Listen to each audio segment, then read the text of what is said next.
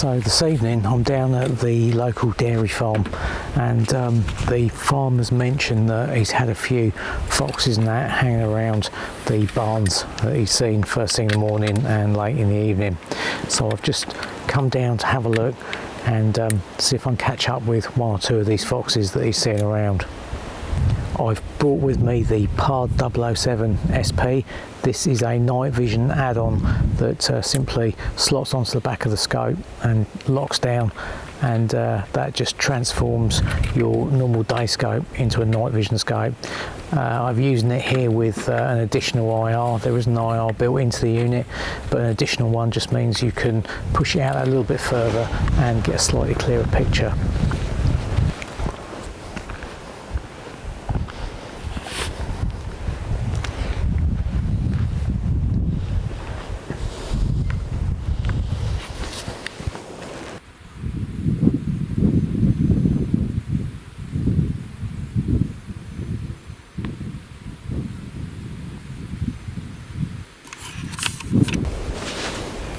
Well, that looks promising. There's something right out the back there behind the cows. So I think what we'll do, so I'll just chamber around quickly and then we'll walk out and have a look.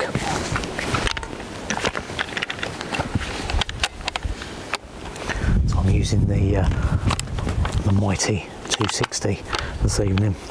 It's a little bit overkill perhaps for foxing at night, but it's a rifle I trust and I can stretch out the range a bit, and that's another beauty of having an add-on night vision like this. It means that I can dial the scope in as well. Right, let's go and see if I can catch up with this fox.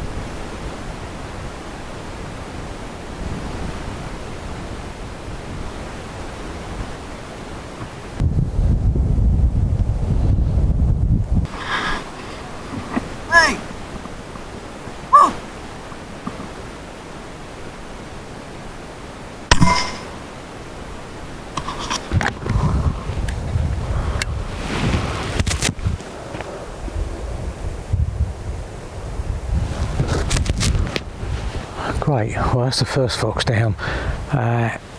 He came into a squeak, and initially he came bounding right in, and he came in a bit too close. Now I'm using a Element Nexus on here, and it's got quite a high base mag, so it's not ideal for when foxes come in that close.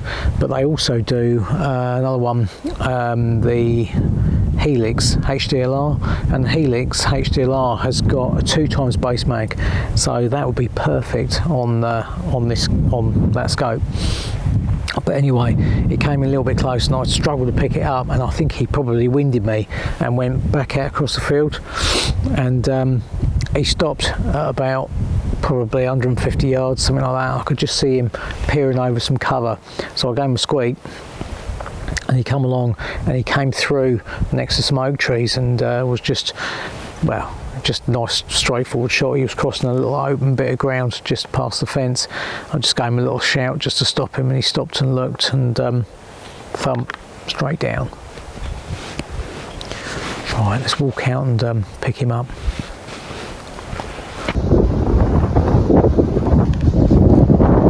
There's our fox. As you can see that nicely in the chest, and oh, it's absolutely obliterated everything within. Stonk fox, good fox that. And that was 135 yards. Right, good. Let's have a little wander around, see if we can find another one.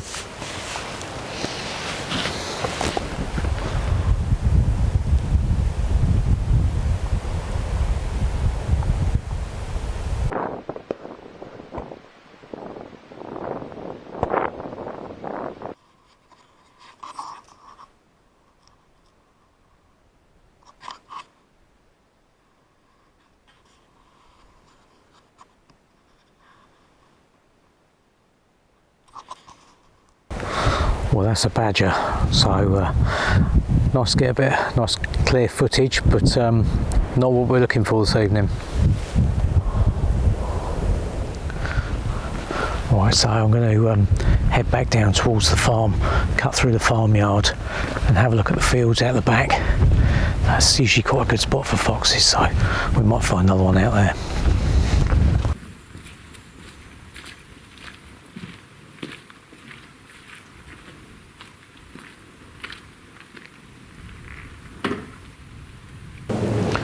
Farmer likes to see everything that I shoot, so I always leave it in the same place by the gate into the farmyard, so that in the morning when he comes and does his rounds, he can see that I've been about and he can see I've been busy.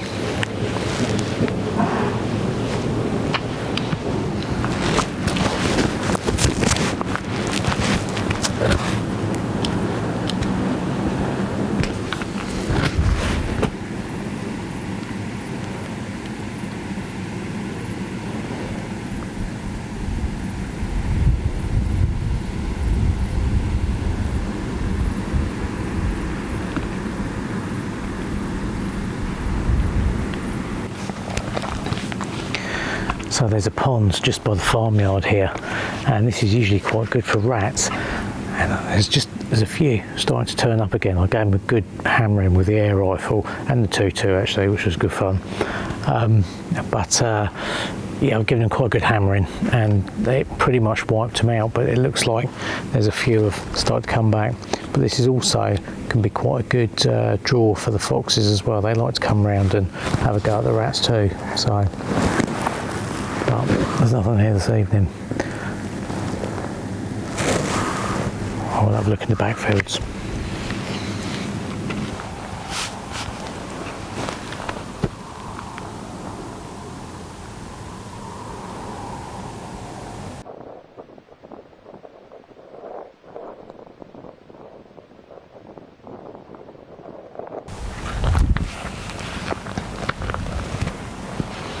You can get a pretty good vantage point from here across all the backfields, and I can't see anything out there at all apart from a couple of bunnies.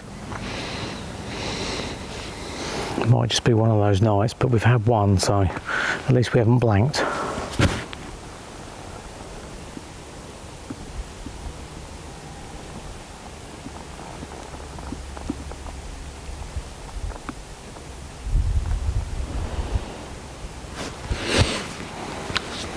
Right, well, we'll go and just check the front fields again.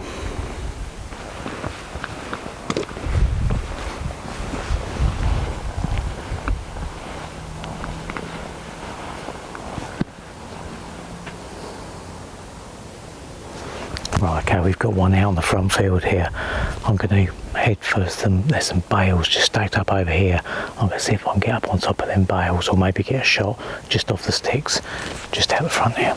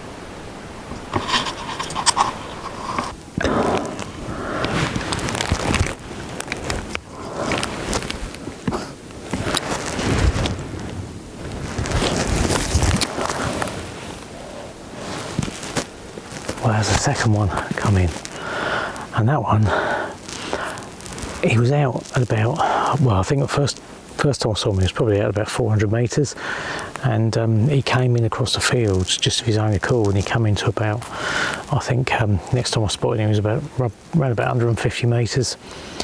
And anyway, I've got set on the bales here, and I've lost sight of him for a minute, and then suddenly he comes around the edge of the tree. There's a tree just on the end of the bales here, and it's obscuring part of the field from my view, and he came just around the edge of the tree. I just spotted him in the thermal, and I think he was something like about 45 metres away, so didn't stand much of a chance from the 260. There's our other fox there. I would have said that's probably a vixen. Yeah, that's a vixen, and as you can see, that round's actually gone straight down through that fox, and made quite a mess of it, gone from one end of it to the other. So a dog and a vixen. Oh, here we go, what we got here?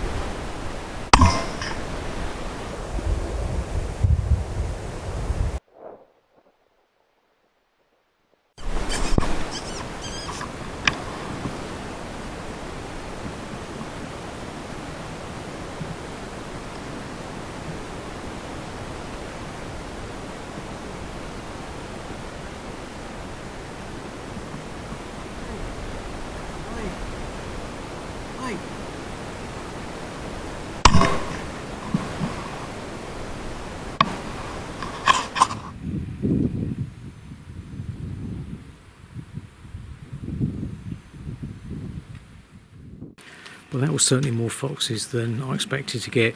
Normally on this farm you don't see that sort of that many. You don't see those sort of numbers.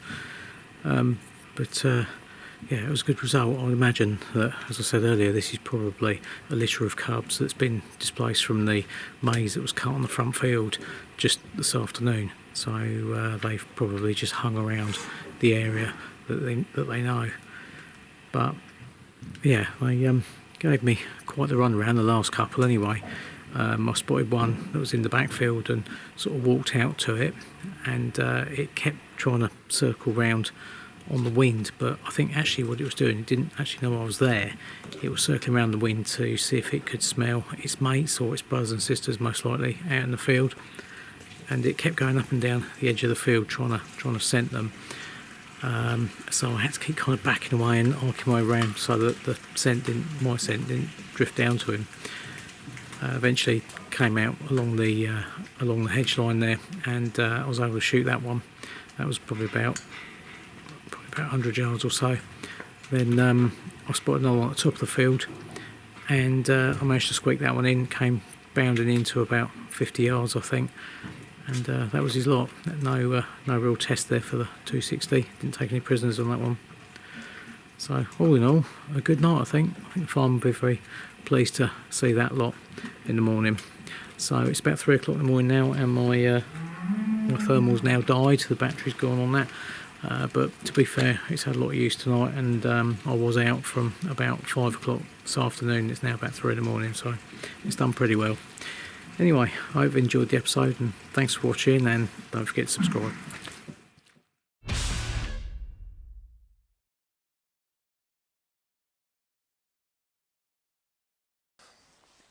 So it's about 3 o'clock in the afternoon. Obviously the rain seems to have subsided. It's quite warm now, it's about 24 degrees, quite muggy. So hopefully a bit better conditions for calling roebucks in the rut. We've come to roughly the same area where we shot the first roebuck this morning, but the way the wind is, we're going to have to walk out behind us here, come around the sort of standing crop out to my left, and then come back into the field where we shot this little buck this morning, and see if we can call up some of those other ones. So we'll get all the kit together and then take a big loop round.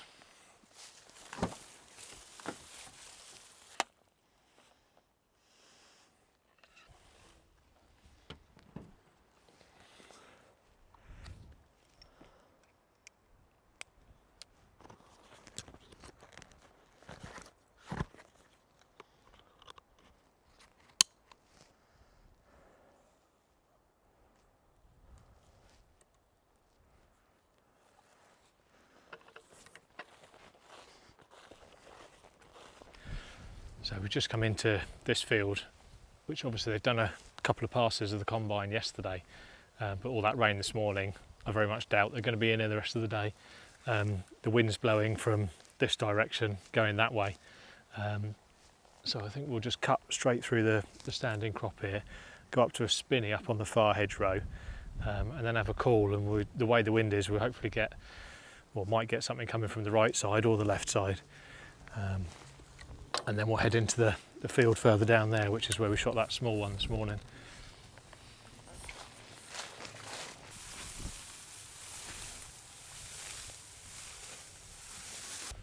It's always worth, when you're going through these crops, when you get to the tram lines, just go over them slowly and look either side, because the deer use them as like little highways, and sometimes you'll get them laid up in the tram lines, so just check both sides before you go on to the next one. So we got a roe doe and a young buck just moving through this tall crop. I don't think that they know we're here, but the wind is going from us sort of roughly in their direction. We'll just let them get a little bit further across, and then we'll give them a little squeak, see if we can get them any closer.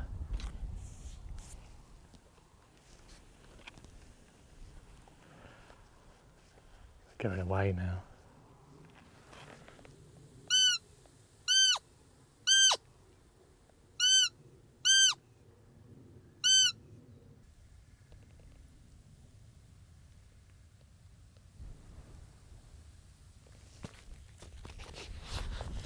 Just kept on going. I think the doe heard the call, but she wasn't really interested. We'll just keep going up because the buck wasn't really anything that we need to shoot anyway.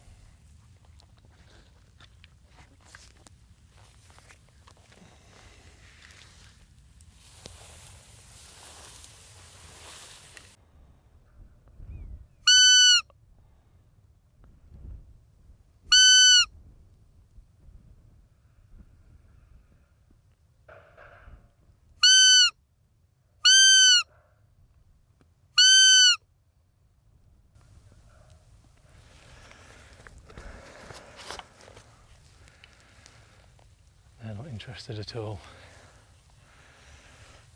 It's the same two that we saw just a few minutes ago. Obviously when you've had a call, it's just worth looking all the way around you just in case something sneaks up on you from behind.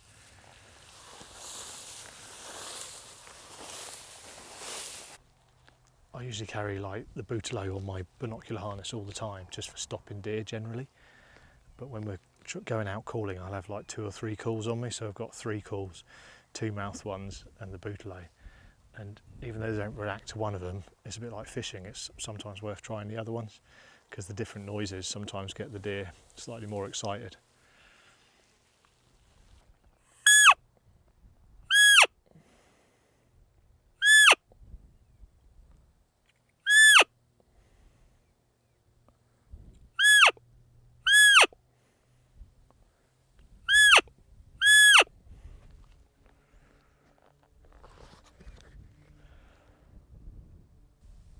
It's got their attention a little bit more, this one.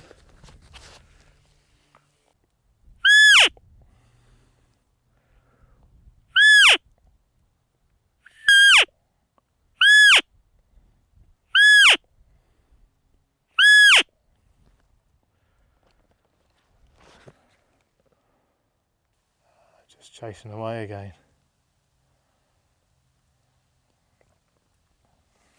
So the doe's not interested at all, because obviously, like a lot of the times when you're calling, you're imitating the sound of a kid, and you're like trying to get the doe to come to you, and the buck will come as well, thinking that the doe might be there. But she's not interested, and although he keeps looking over this way, he did make a little bit of a move towards us. He obviously doesn't want to leave that doe, and they've just gone chasing off away from us. Plus the wind is going straight from us towards them, basically. Never mind. Nice to see something. It was still early, so we'll keep heading over.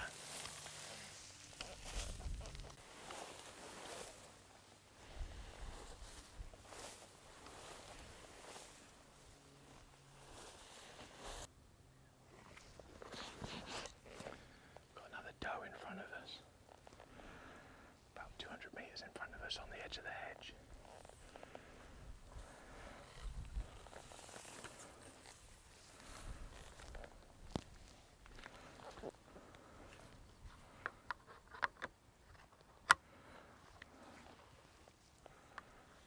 Go down a little bit, just come in behind.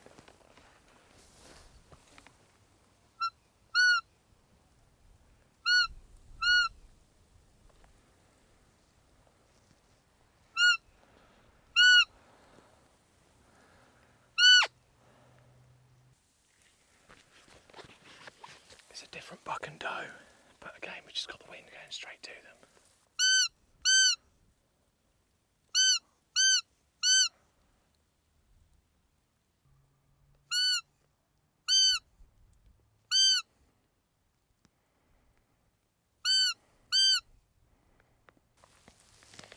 Just know something's not quite right, but it just shows you how, like, even calling them can just hold them there, even if they know we're here, because they can smell us.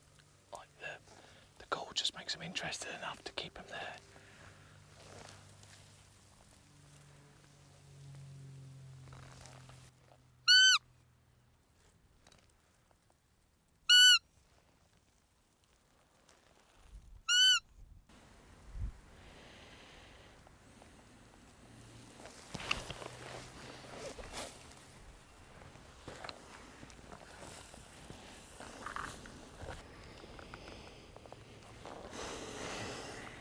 Be a good one to take if I can get a clear shot on it.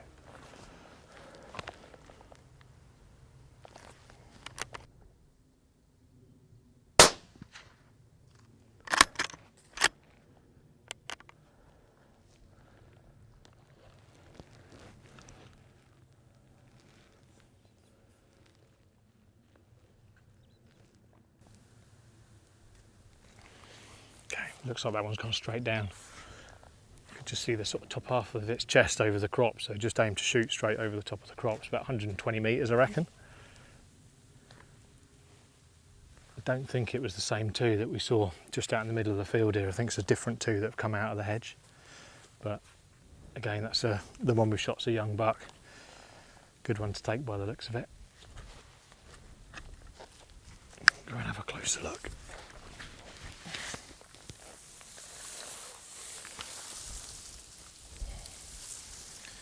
Keep Britain tidy.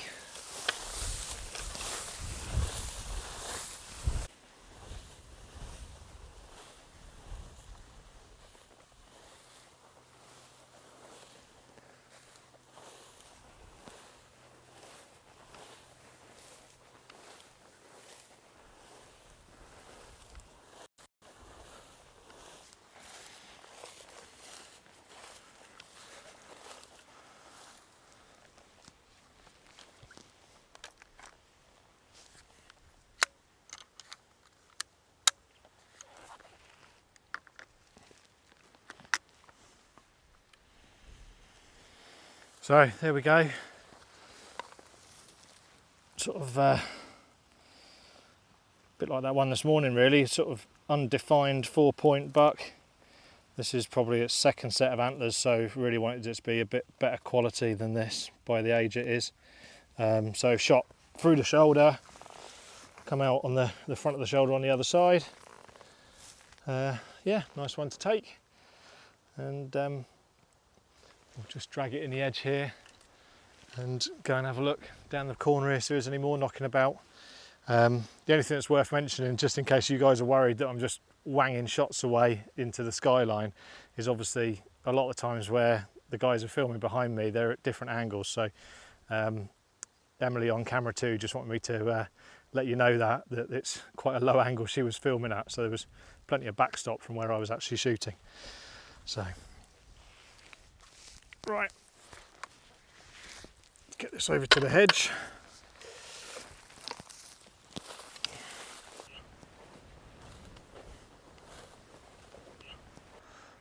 We'll just tuck in this hedge a little bit and just have a call for a few minutes, see if we got anything in this bottom ditch line that might come out to us.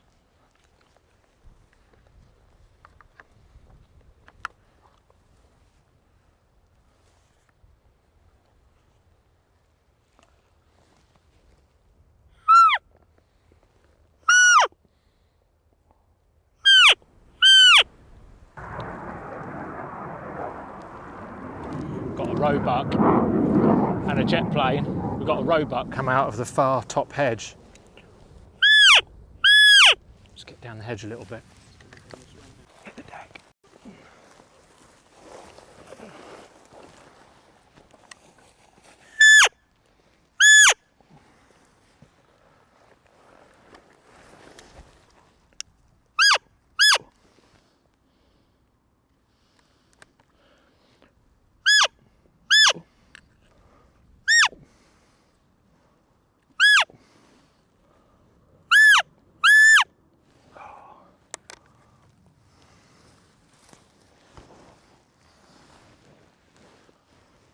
It's an old buck. Just came flying in that last like 300 metres. And we just got a bit stuck in the middle of nowhere. There was too much grass to take a shot in front of me.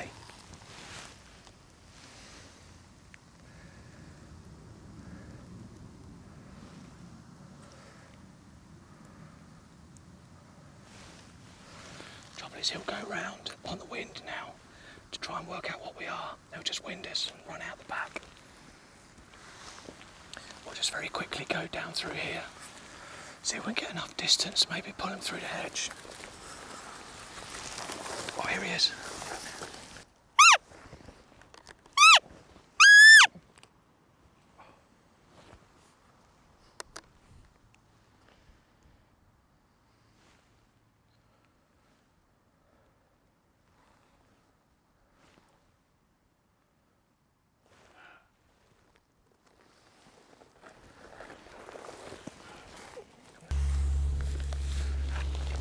I'm not sure he'll come back because he kind of knows what we are, but we'll give it a few minutes just in case.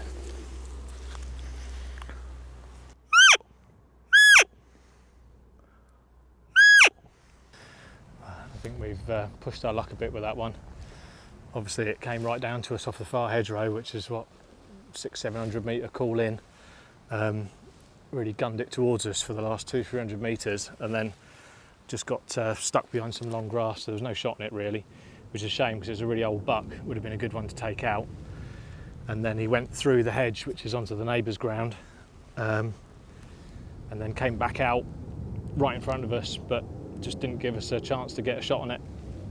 It's been about an hour and a bit since we shot that third roebuck, so we probably need to start heading back to the truck, get that one back to the larder and sort it out before the flies get all over it and it obviously gasses up too much.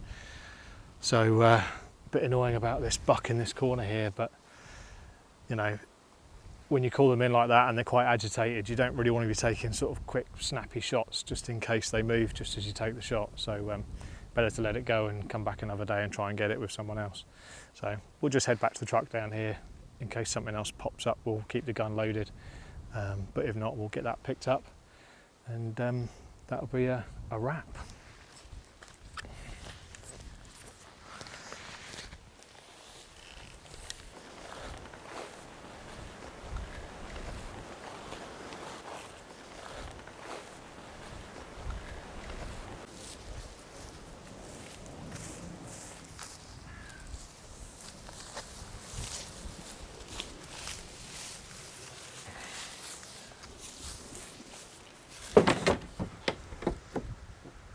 There we go. That's the third one loaded up. We'll get that back to the larder, get it sorted out. We've got the red arrows doing us a display over here where we've got RAF Honington having their family day, and that's been a good day for us. Called a few roebucks and had some good experiences, so hopefully you guys enjoyed it. And if you tune in next time, we'll be out around the start of August looking for hopefully red spikers or fallow prickets.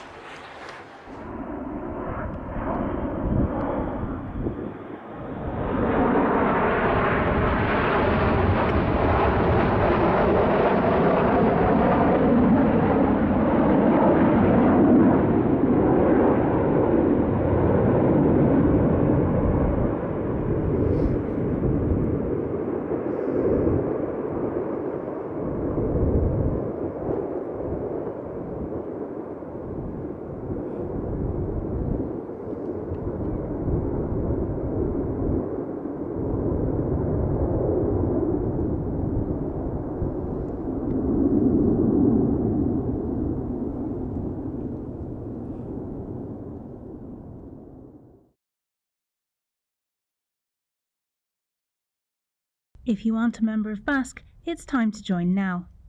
BASC, looking after your sport, looking after you.